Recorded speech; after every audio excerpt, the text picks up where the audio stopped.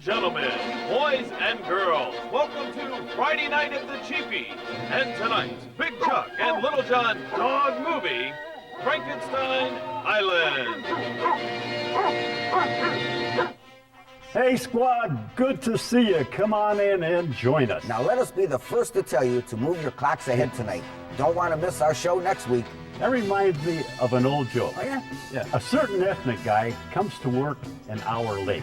His boss says, hey, it's daylight savings time. Move your clock ahead. Next day, guy comes in an hour late again. Boss says, didn't I tell you to move your clock ahead? Next day, same thing.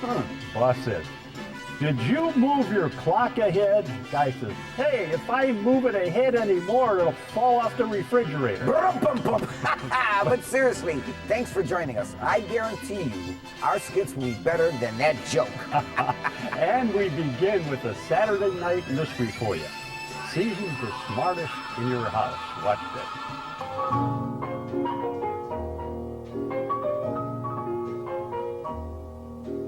Good evening, and welcome to Saturday Night Mysteries, a chance for you, the viewer, to play detective and try to solve the crime before the answer's given later in the show. Tonight's mystery, the case of the deceiving DJs. It seemed like it was going to be a slow day at the office. Then I got a call from a big-shot lawyer, William Ward. He wanted me to be at a last will and testament hearing to settle the estate of Yukon John Rinaldi, the very wealthy Alaskan adventurer who froze to death when an avalanche covered his cabin. The paper said there was no heir to his fortune. Well, that's me. I'm Sam Marlowe. Inside the plush conference room of Attorney Ward was a young couple, David and Lucille Rinaldi. They claimed Yukon John was their long-lost uncle. Mr. Ward, 2 months ago, we took a trip to northern Alaska to see if we could find any traces of how poor Uncle Yukon died. And we met an Eskimo who was a part of the search party, and he said these papers were found next to Uncle Yukon's body. The letter tells of the day he reached his cabin in the northern mountains. A bad winter storm was coming. Avalanches were possible.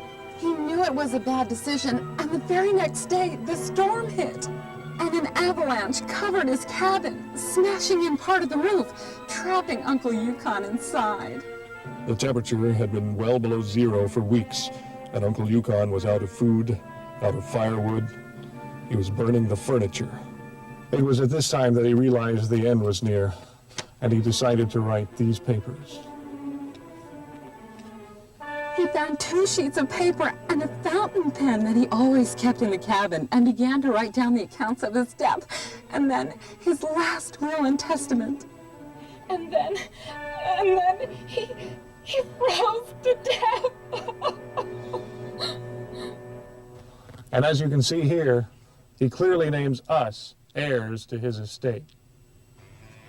An estate worth $16 million. David? Lucille? Congratulations. Not so fast, Mr. Ward.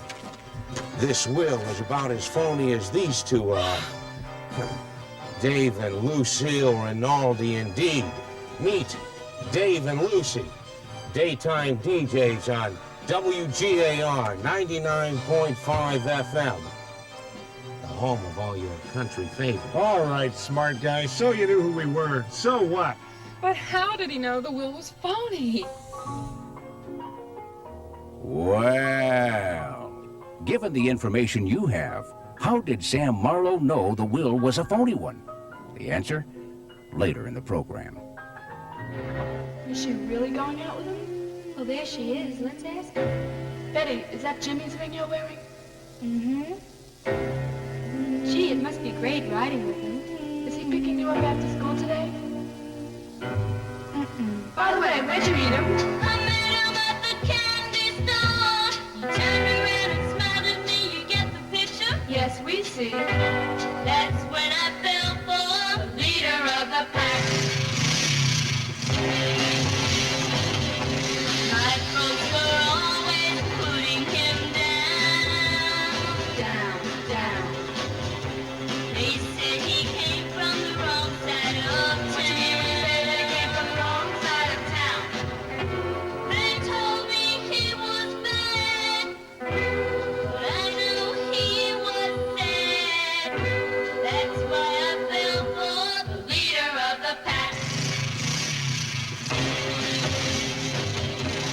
One day my dad said, find someone new. I had to tell my Jim you it was me when he said that you better go find somebody new. He stood there and asked me why. All I could do was cry. I'm sorry I hurt you, leader of the pack. I felt so helpless, what could I do? Remembering all the things we've been through. In school they all stop and stare. I can't hide the tears, but I don't care. I'll never forget him, the leader of the pack.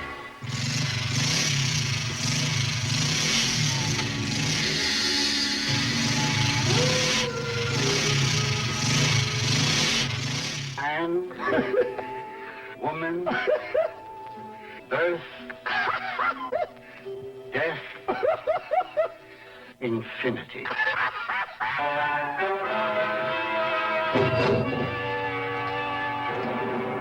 Been crazy.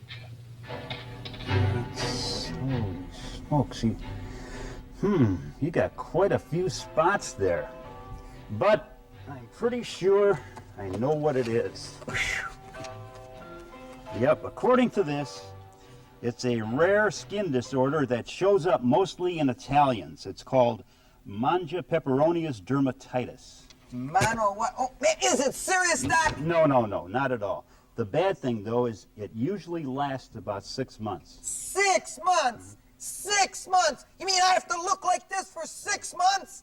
Doc, isn't there anything I can do to look better? Well, yes. Doc, tell me, what is it? Don't wear striped shirts.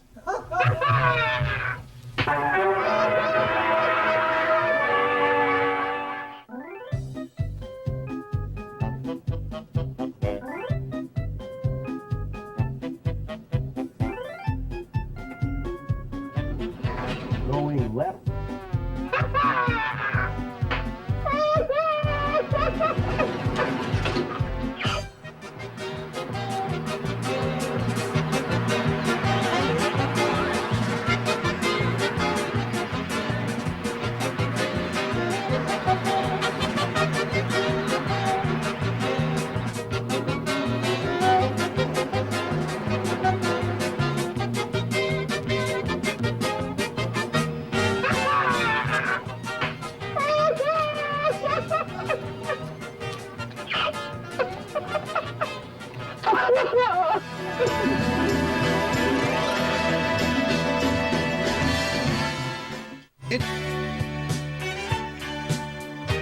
Hey, weren't those commercials great, gang? And don't worry about us running out. Got lots more. Cha-ching! Yeah, but right now, on with the show. Yet to come today, a Godfather episode, our classic troglodytes, the answer to our Saturday night mysteries, and a request for a thing that we called Little Boxes. And lots more, but first up, the Jerry Reed classic hit, When You're Hot, You're Hot.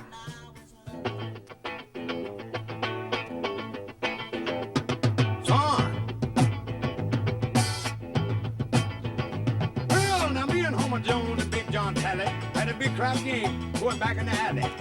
And I kept rolling them 7 and winning all them parts. My luck was so good I could do no wrong. I just kept on rolling and controlling them bones. Finally, then he stroked the hand and said, when you hot, you hot. I said, yeah. When you're hot, you're hot. When you're not, you're not. Put all the money in and let it roll again. When you're hot, you're hot. La la la la la. La la la la la. La la la la la. When you're hot, you're hot. Well, now every time I roll them dice, I'd win. And I was just getting ready to roll them again when I heard something behind me. I turned around and there was a big old cop. He said, hello, boy. Then he gave us a grin and said, look like I'm gonna have to haul y'all in and keep all that money for evidence. I said, well, son, when you hot, you hot. He said, yeah, when you're hot, you're hot. When you're not, you're not. You can explain it all down at City Hall. I said, yeah, when you're hot,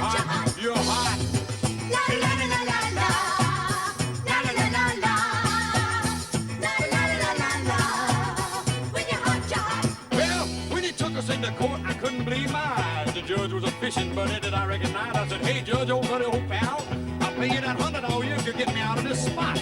So he gave my friend a little fine to pay.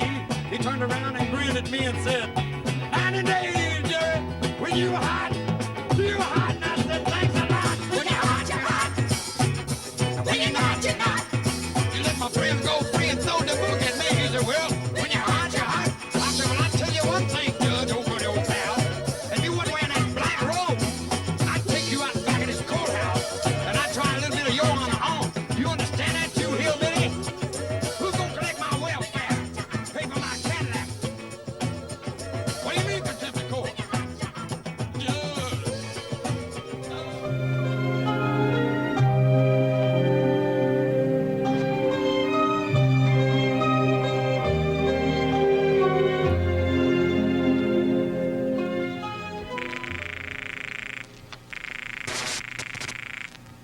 Ellsworth, start the tape. This is it. Good. 3 weeks on this tap ought to give us something. Frank? Pete? Yeah. It's Pete and Frank. It's set for Thursday night. It's set for Thursday night. Can you handle it? Sure. You want help? Frank works better alone. I work better alone. I told you. Must be something big. Godfather wants you to get tagliarini, boots, pancetta, and fungi. Oh, yeah? Wow, it's gonna be a bloodbath. Fungi? Fungi, too? Yeah. Are you sure? Hey, if the Galloping Gourmet says fungi, then the Godfather uses fungi.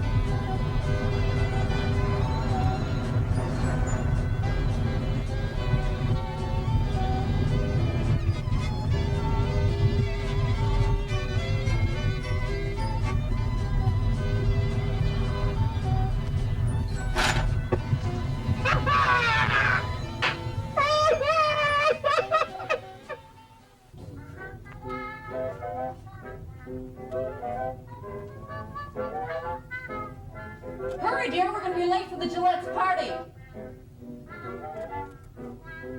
How can I get ready? I can't find my right guard. What? Where's the right guard? It's in the hall closet. Oh, closet, what a dumb place to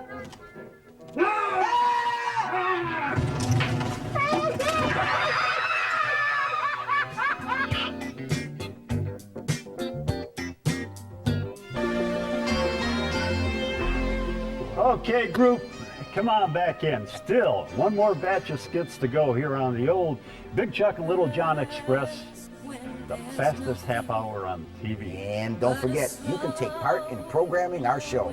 Now, if you have a favorite skit you'd like to see, let us know, and we'll dust it off and put it on for you. Yes, good old buddy Troy Link of Tuscarawas. I have trouble saying that. Yeah. Troy would like to see a video that we did many moons ago. It was a hit for Pete Seeger in 1962. Ghoulardi first ran it on his show. It's a political satire on suburban housing. Figures. That's why Ghoulardi did it. You're right. But Chuck improved on it. Here for Troy Link and you, Little Boxes. little boxes on the hillside, little boxes made of ticky-tacky, little boxes, little boxes, little boxes all the same. There's a green one and a pink one and a blue one and a yellow one, and they're all made out of ticky-tacky, and they all look just the same.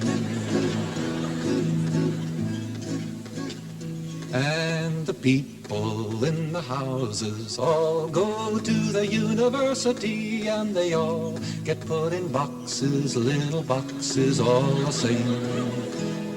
And there's doctors and there's lawyers and business executives, and they're all made out of ticky-tacky, and they all look just the same. And they all play on the golf course and drink their martini dry, and they all have pretty children, and the children go to school, and the children go to summer camp, and then to the university, and they all get put in boxes, and they all come out the same. And the boys go into business and marry and raise a family, and they all get put in boxes, little boxes all the same.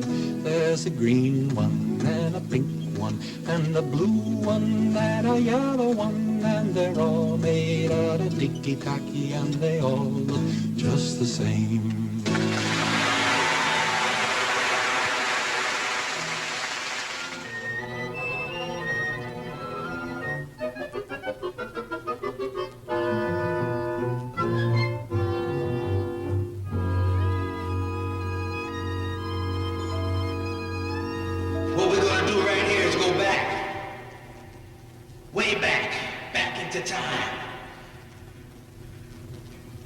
When the only people that existed were troglodytes, cavemen, cave women, Neanderthal, troglodytes. Let's take the average caveman at home, listening to his stereo.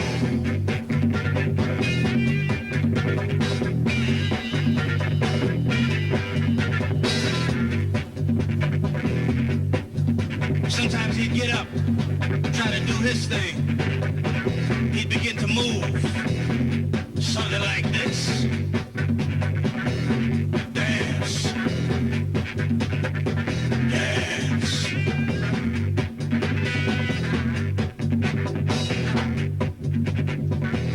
When he got tired of dancing alone, he'd look in the mirror, he'd say, gotta find a woman, gotta find a woman, gotta find a woman, gotta find a woman. Go down to the lake where all the girls would be swimming or washing clothes or something. He'd look around and just reach in and grab one. Come here. Come here. He'd grab her by the hair. You can't do that today, fellas, because it might come off. You'd have a piece of hair in your hand, she'd be swimming away from you. This one woman just laid there, wet and frightened. He said, move. Move. She got up. She was a big woman. Big woman. Her name was Bertha. Bertha Butt. One of the Butt sisters. He didn't care. He looked up, he said, sock it to me, sock it to me, sock it to me, sock it to me, sock it to me, sock it to me, sock it to me, sock it to me. She looked down on him. She was ready to crush him, but she began to like him. She said, I'll sock it to you, Daddy. He said, what? She said, I'll sock it to you, Daddy. You know what he said? He started it all way back there. I ain't gonna lie to you. When she said, I'll sock it to you, Daddy, he said, right on. Right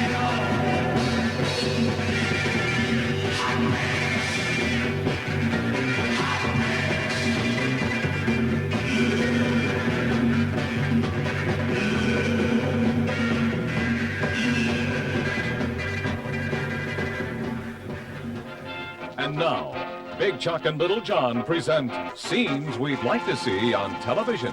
Besides everyday low prescription prices, Rebco is running a special $1 sale all this week. Shop Rebco, a friend forever. And another thing.